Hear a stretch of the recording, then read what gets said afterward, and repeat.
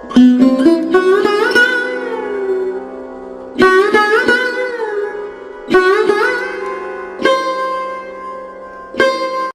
श्री हरि विष्णु। आप सभी का स्वागत है मेरे YouTube चैनल अनकाबे स्टोरी में। आप सभी आज श्रवण करेंगे हमारे YouTube चैनल पर अक्षय तृतीया व्रत की संपूर्ण व्रत कथा। इसलिए प्रिय श्रोताओं, आपसे अनुरोध है कि वीडियो को पूरा देखिए, क्योंकि वीडियो पूरा देखने से ही आपको फल मिलता है।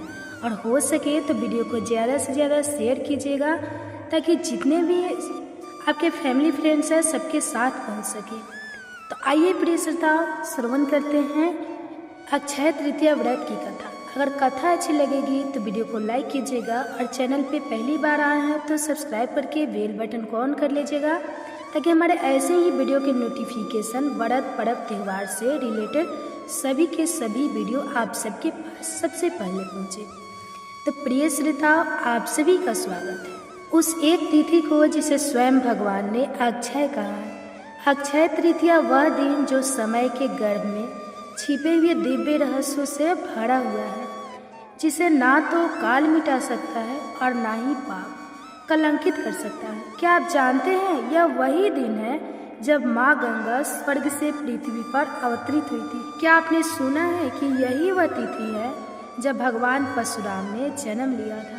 और क्या आप जानते हैं कि भगवान श्री कृष्ण ने अपने दरिद्र मित्र सुदामा को इसी दिन अपनाया था, और उसे वह दिया जिसकी कल्पना भी असंभव है। प्रिय श्रोताओ, इस दिव्य दिन से जुड़ी कई घटनाएं ऐसी हैं जो लोक में प्रचलित नहीं है, लेकिन शास्त्रों में उनका स्पष्ट वर्णन मिलता है। क्या आप जानते हैं कि अक्षय तृतीया के दिन ही द्रौपदी को भगवान श्री कृष्ण ने चीर प्रदान किया था? क्या आप जानते हैं कि इस दिन महाभारत का युद्ध समाप्त हुआ था? और क्या आपने कभी सुना है कि भगवान विष्णु ने हगा अवतार लेकर वेदों की रक्षा की थी, और वह भी अक्षय तृतीया के दिन? आज हम इन सभी बातों को जानेंगे। हर कथा आपको न केवल रोमांचित करेगी, बल्कि आपकी आत्मा को भीतर तक छू जाएगी।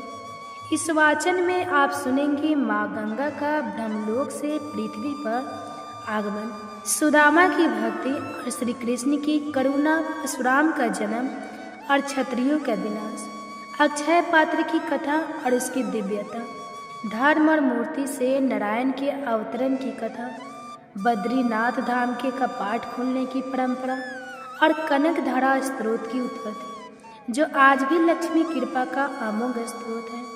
और सबसे अंत में आप जानेंगे 2025 में अक्षय तृतीया की सटीक तिथि क्या है, इस दिन क्या करना चाहिए और क्या नहीं, ताकि आपने कभी संकल्प हो, अक्षय और आपकी हर सेवा हो अमृतमयी। हर घटना, हर कथा शास्त्रों पर आधारित होगी, भावनाओं से भरी होगी और जीवन को बदल देने वाली शिक्षा लेकर आपके सम्मुख प्रस्तुत की जाएगी। इसलिए निवेदन है, इस पूरे वाचन को मन लगाकर शांति से सुनिएगा, क्योंकि हो सकता है कोई एक बात, कोई एक प्रसंग आपकी सोच को बदल दे और आपके जीवन में एक नया प्रकाश फैला दे। तो आइए यात्रा आरंभ करें उस दिव्य दिन की ओर जिसे स्वयं भगवान ने अक्षय कहा। और हाँ, इस वीडियो को लाइक करें और अनकाबे स्टोरी चैनल को सब्सक्राइब करें, और कमेंट्स में जरूर लिखें जय श्री हरि विष्णु, जिसमें प्रभु का अक्षय आशीर्वाद आपके जीवन में भी उतर पाए। प्रिय श्रोताओ, आज हम इस दिव्य वाचन के पहले अध्याय की ओर बढ़ते हैं। इस यात्रा की शुरुआत हम करेंगे उस क्षण से जब गंगा ने पहली बार पृथ्वी को छुआ था। लेकिन क्या आप जानते हैं कि गंगा यूं ही पृथ्वी पर नहीं आई थी?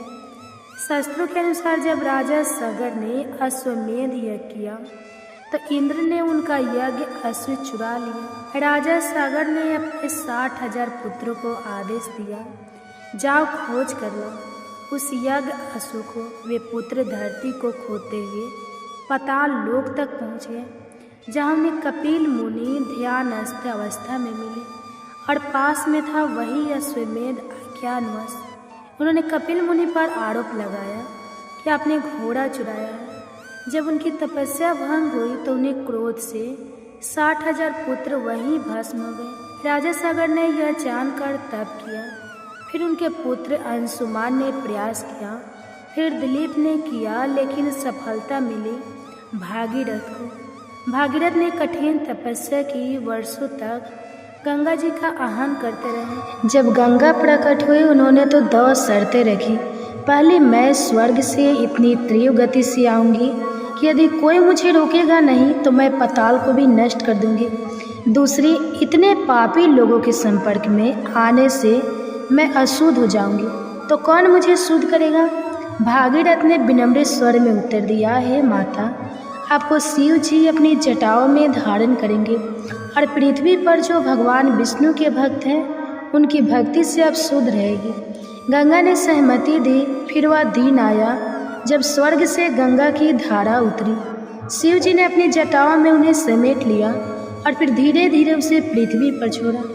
जिस धारा से गंगा निकली वही बनी अलकानंदा। मंदाकिनी, भागीरथ, गंगा हिमालय से बहती हुई गंगोत्री, ऋषिकेश, हरिद्वार, काशी, प्रयागराज और अतः गंगा सागर में जा मिली। लेकिन श्रोताओं, जिस दिन गंगा ने पृथ्वी को छुआ, तिथि थी अक्षय तृतीया। इस दिन गंगा माता का अवतरण हुआ और तभी से यह दिन पुण्य फलदायक हो गया। कहा जाता है इस दिन गंगा में स्नान करने से जन्म जन्मांतर के पाप भी धुल जाते हैं। आज भी हर साल अक्षय तृतीया के दिन लाखों लोग गंगा तट पर एकत्र होते हैं, क्योंकि यह कोई साधारण जल नहीं है। यह माँ है जो हमें धोती है, छूती है और जीवन को पावन करती है। प्रिय श्रोताओं, क्या आपने कभी गंगा जल को हाथ में लेकर आंखें बंद की हैं? अगर नहीं किया तो इस अक्षय तृतीया पर करें, क्योंकि माँ गंगा का यही संदेश है। मैं तुम्हारे पापों को धो सकती हूँ, पर तुम्हारे भाव को तब तक नहीं छू सकती जब तक तुम्हारा हृदय नहीं पिघलता। तो इस पावन अवसर पर आइए भाव से, भक्ति से और श्रद्धा से गंगा को प्रणाम करें और उन भागीरथ को भी जिनकी तपस्या से यह पृथ्वी गंगा को पा सकी। धन्य है वह तप, धन्य है गंगा और धन्य है अक्षय तृतीया का यह दिन, जिसने इस धरती को अमृत धारा से पावन कर दिया। चलते हैं अब अगली कथा की ओर, जिसमें भगवान श्री कृष्ण ने अपने मित्र सुदामा को ऐसा प्रेम दिया जिसे युगों तक याद किया जाएगा। प्रिय श्रोताओ, अब हम उस कथा की ओर बढ़ते हैं जो केवल मित्रता नहीं बल्कि ईश्वर की करुणा और भक्ति की महिमा को उजागर करती है। यह कथा है श्री कृष्ण और सुदामा की। शायद आपने सुना हो, लेकिन आज हम आपको वह भाव बताएंगे जो अक्सर छूट जाते हैं, और वही भाव है जो आत्मा को भीतर से पिघला देते हैं। सुदामा एक निर्धन ब्राह्मण, जीवन में ना घर, ना वस्त्र, ना अन्न, पत्नी सुशीला जो भूखी रहती लेकिन कभी शिकायत नहीं करती। एक दिन बच्चों ने रोटियां मांगी, घर में कुछ भी नहीं था। पत्नी ने सुदामा से करुण स्वर में कहा, स्वामी आप द्वारिका जाइए, कृष्ण आपके सखा हैं, बस एक बार आपको देख लेंगे तो हमारे दिन बदल जाएंगे। सुदामा बोले, पगली, मित्रता दुख लेकर जब जीवन में सुख हो तभी मित्र से मिलना चाहिए। लेकिन सुशीला ने आग्रह किया और कहा, हम कुछ नहीं मांगेंगे, बस दर्शन कीजिए। सुदामा तैयार हो गए, पर खाली हाथ मित्र से मिलना उचित नहीं, सो उन्होंने चूड़ा यानी पोहे कपड़े में बांधकर ले लिए। पड़ोसी से मांगकर पैदल चले। वृक्षों की छाया, धूल भरे रास्ते, कांटों से भरे जंगल और फिर द्वारिका। सुदामा फटे वस्त्रों में, बिखरे बालों में जब द्वारिका पहुँचे तो द्वारपाल ने उन्हें रोका। राजा के पास ऐसे भिखारी नहीं जा सकते। सुदामा ने विनती की, कह दो द्वार पर तुम्हारा वही सखा खड़ा है। सुदामा। द्वारपाल ने संकोच से कृष्ण को सूचना दी। प्रिय श्रोताओं, जैसे ही कृष्ण ने सुदामा शब्द सुना, वह सोने के सिंहासन से कूद पड़े। भूल गए कि वह द्वारिका के राजा है। नंगे पांव, बिना मुकुट, बिना सन के कृष्ण दौड़े और दूर से पुकारा, सुदामा फटे कपड़ों वाला ब्राह्मण और ब्रह्मांड का अधिपति। कृष्ण ने सुदामा को गले लगाया और अपने हृदय से चिपका लिया। दोनों की आंखों से आंसू बहने लगे और उन आंसुओं में समाया था मित्रता का सच्चा रस, भक्ति का सच्चा रूप और परमात्मा का सच्चा भाव। कृष्ण ने स्वयं उनके पांव धोए, चरणों में पड़ी धूल उठाई और फिर पूछा, क्या लाए हो सखा? सुदामा झेप गए। वो चौड़ा जो कपड़े में बांधा था छुपाया। कृष्ण ने हंसते हुए खींच लिया और बड़े प्रेम से 2 मुट्ठी खाया। श्रीमती रुक्मणी देख रही थी। कहा जाता है कृष्ण ने जैसे ही 1 मुट्ठी खाया, सुदामा के घर में सोने की दीवारें खड़ी हुई। दूसरी मुट्ठी में चांदी, तीसरी मुट्ठी के लिए रुक्मणी ने हाथ पकड़ लिया। कहा, स्वामी अब रहने दीजिए, हमें तो बस सेवा चाहिए, यह सब नहीं। लेकिन सुदामा को इस बदले का पता नहीं चला। वह वापस लौटे और अपने गांव पहुँचे। जहाँ कुटिया थी वहाँ महल था, जहाँ मिट्टी थी वहाँ कंबल खिले थे, जहाँ नंगे पाँव चलते थे वहाँ चांदी की पगंडी थी। सुदामा मुस्कुराए और बोले, मैंने कुछ मांगा नहीं, लेकिन कृष्ण ने सब दे दिया। प्रिय श्रोताओ, यह है सच्चा मित्र, यह है सच्चा भगवान, जो बिना मांगे सब दे देता है, बस भाव देखता है। आज इस अक्षय तृतीया पर क्या आप भी अपने भाव श्री कृष्ण को अर्पण करेंगे? क्या आप कह पाएंगे, प्रभु कुछ नहीं चाहिए, बस आपका सानिध्य बना रहे?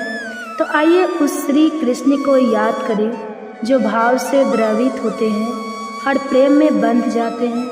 अक्षय तृतीया की कथा और साथ ही जानेंगे विधि, और साथ ही आप श्रवण कीजिएगा माता लक्ष्मी की कथा। तो वीडियो के अंत तक बने रहिएगा और हो सके तो वीडियो को पूरा देखिएगा।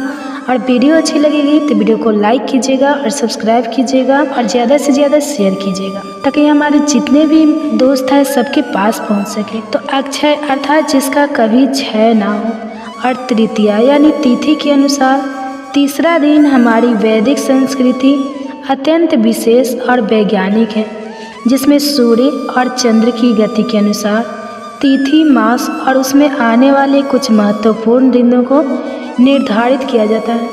वर्ष में कुछ ऐसे विशेष दिन आते हैं जब कोई भी शुभ कार्य करने के लिए आपको अच्छा मुहूर्त या समय देखने की आवश्यकता नहीं पड़ती। ऐसे ही कुछ विशेष दिनों में से एक है अक्षय तृतीया का दिन, यानी वैशाख मास के शुक्ल पक्ष की तृतीया तिथि।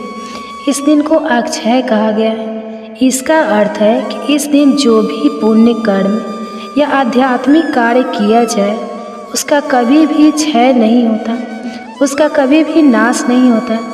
जैसे भागवत गीता में भगवान श्री कृष्ण कहते हैं, क्षिप्र भवति धर्मात्मा, अर्थात जो भगवान की शरण ग्रहण करते हैं वे शीघ्र धर्मात्मा बन जाते हैं और चिरस्थायी शांति पाते हैं।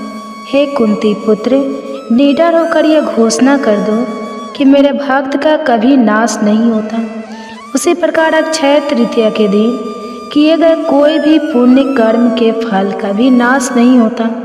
भौतिक संसार का सामान्य नियम तो यही है कि अगर आप कोई पुण्य कर्म करते हैं तो उसका अच्छा फल आपको भुगतना पड़ेगा, और अगर कोई पाप कर्म करते हैं तो उसका बुरा फल भी सहना पड़ेगा। हमारे जीवन में आने वाले सुख और दुख अतः हमारे पूर्व जन्म के ही पाप और पुण्य कर्म के परिणाम स्वरूप हमें मिलते हैं। और एक बार जब हमारे पुण्य कर्म का अच्छा फल मिल गया तो उसके बाद वह समाप्त हो जाता है और फिर से आपको कोई दूसरा पुण्य कर्म करना होगा।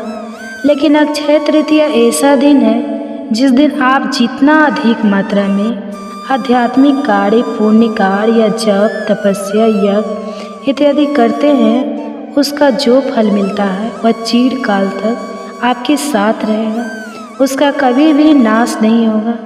तो आइए आज हम सब इसी अक्षय तृतीया के उपलक्ष्य में उससे जुड़ी हुई एक पौराणिक कथा का श्रवण करते हैं। इस कथा के विषय में कहा गया है कि जो व्यक्ति इस कथा को अक्षय तृतीया वाले दिन पूर्ण रूप से सुनता है, यानी शुरू से लेकर अंत तक उसे अक्षय पुण्य फल की प्राप्ति होती है। तो आइए आज की कथा आरंभ करते हैं। लेकिन उससे पहले अगर आप हमारे चैनल पर पहली बार आए हैं और आपने अभी तक इस चैनल को सब्सक्राइब नहीं किया है तो अभी कीजिए। नीचे में दिए गए नोटिफिकेशन बटन को भी ऑन कर लीजिए, क्योंकि यहीं पर आपको वैदिक संस्कृति से जुड़ी महत्वपूर्ण जानकारी और प्रमाणभूत कथाएं प्राप्त हो सकती हैं। तो चलिए कथा का आरंभ करते हैं। यह प्राचीन समय की बात है जब यह पृथ्वी अनेक महान राजाओं और तेजस्वी ऋषि मुनियों से सुसज्जित थी। चारों ओर धर्म और सुख का वास था, लेकिन फिर भी कर्म का चक्र सबके लिए एक समान कहा होता है ना। तो बस ऐसे समय में भी एक ब्राह्मण परिवार आता था जो कि अत्यंत निर्धन था। इस परिवार में मात्र ब्राह्मण और उसकी पत्नी थी। ना तो उनके पास कोई धन संपत्ति थी और ना ही पुत्र संपत्ति। जी हाँ, यह दंपति संतानहीन भी थे। लेकिन इस ब्राह्मण के जीवन में जो एक सुख था वो था उसकी पत्नी। उस ब्राह्मण की पत्नी अत्यंत विनम्र, पतिव्रता, चरित्रवान और सुंदर थी। ब्राह्मण भिक्षा मांगकर जो भी लाते उसी में वह संतुष्ट रहती और अपने पति की सेवा करती थी। अनेक प्रयासों के बाद भी ब्राह्मण अपने जीवन निर्वाह हेतु पर्याप्त धन एकत्रित नहीं कर पा रहे थे। इस अवस्था में भी वे दोनों पति पत्नी परम भगवान के प्रति समर्पित थे। आखिर एक दिन ब्राह्मण की पत्नी ने कहा, हे स्वामी, आप इतना प्रयास करते हैं लेकिन फिर भी हम आपके जीवन यापन हेतु पर्याप्त धन एकत्रित नहीं कर पा रहे हैं। हमारे भाग्य में संतान सुख भी नहीं है। निश्चित ही हमसे कोई अपराध हुआ है जिसका फल हम इस जन्म में भुगत रहे हैं। हे स्वामी, मैंने सुना है कि इस समय महान ऋषि विशिष्ट हमारे नगर में पधारे हैं। कृपया आप उनके पास जाइए और हमारी इस अवस्था का कारण और समाधान पूछिए। वे अवश्य ही हमारी सहायता करेंगे।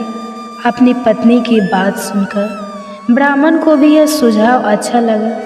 वे उसी समय महान ऋषि विशिष्ट के पास गए। वहाँ जाकर उन्होंने प्रणाम किया और हाथ जोड़कर ऋषि से प्रार्थना करते हुए कहने लगे, हे ऋषिवर, आप तो त्रिकाल यज्ञ हैं।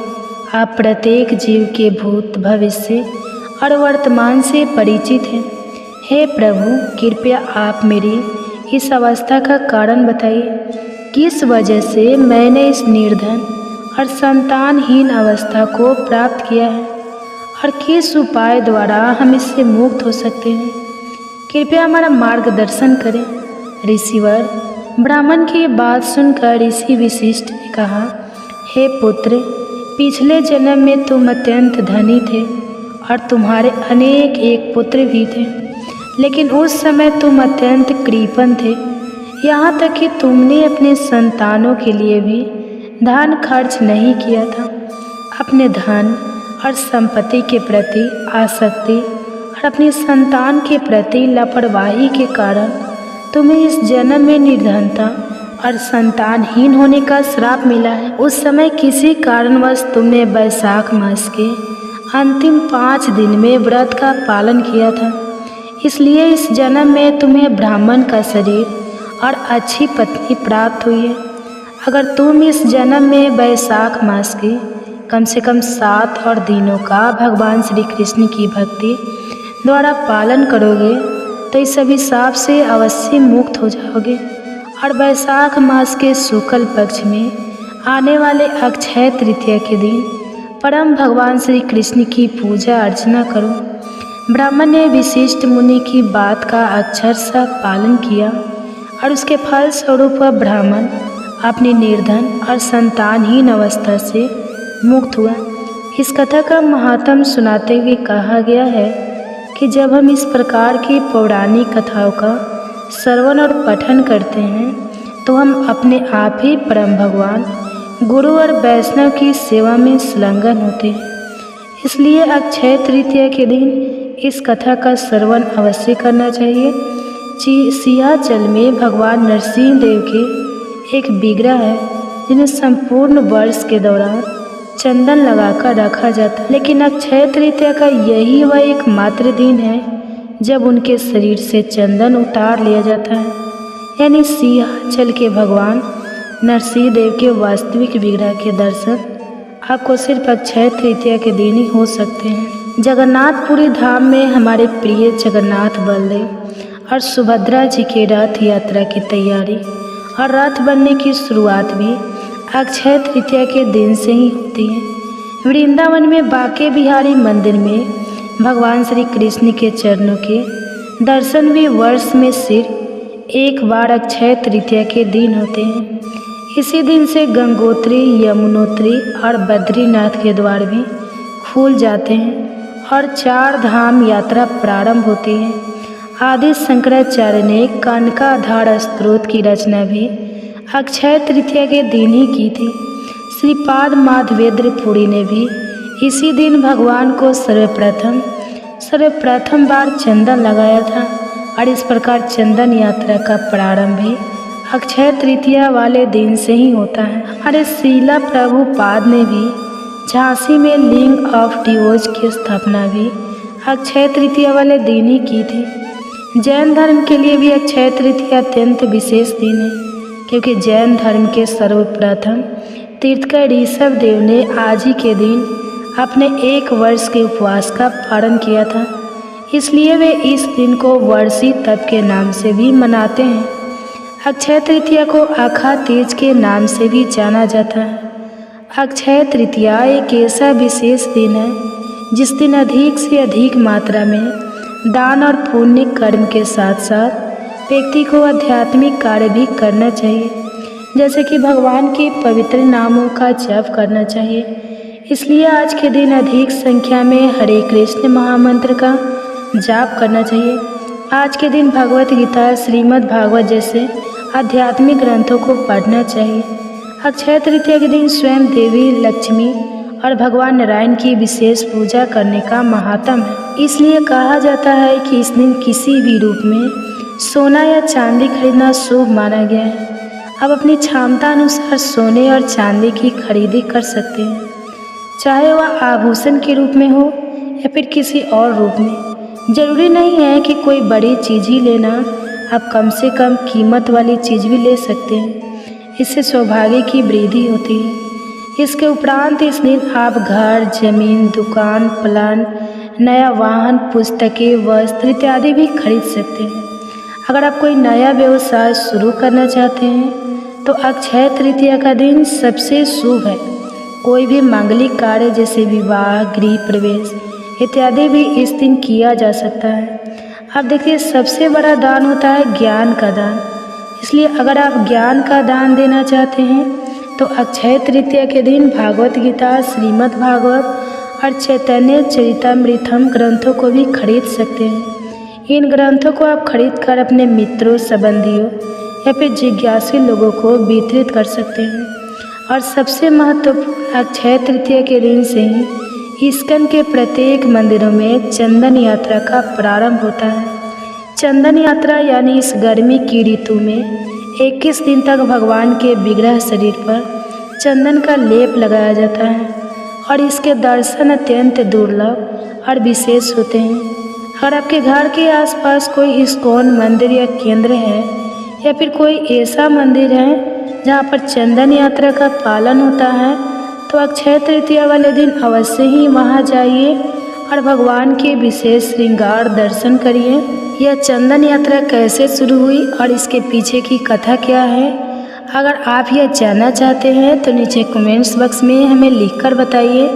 इसके ऊपर एक अलग से वीडियो बनाया जाएगा। इस दिन कोई उपवास नहीं रखना होता है, इसलिए आप भगवान के लिए स्वादिष्ट भोग बनाकर उसमें तुलसी पत्र रखकर उन्हें अर्पित करिए और स्वयं भी उसी प्रसाद को स्वीकार करिए। बस याद रहे, भगवान को भोग लगने वाली चीज़ों में लहसुन, प्याज, चाय, कॉफ़ी, चॉकलेट इत्यादि चीज़ों का प्रयोग नहीं किया जाता। इसलिए हर प्रकार का सात्विक भोग बनाइए और भगवान को अर्पित कीजिए। अक्षय तृतीया वाले दिन दान देने का विशेष महत्व है, इसलिए आप अपनी क्षमता अनुसार किसी सुपात्र व्यक्ति को, वैष्णव को या फिर नज़दीक के मंदिर में जाकर दान दे सकते हैं, लेकिन कुछ ना कुछ दान अवश्य देना चाहिए।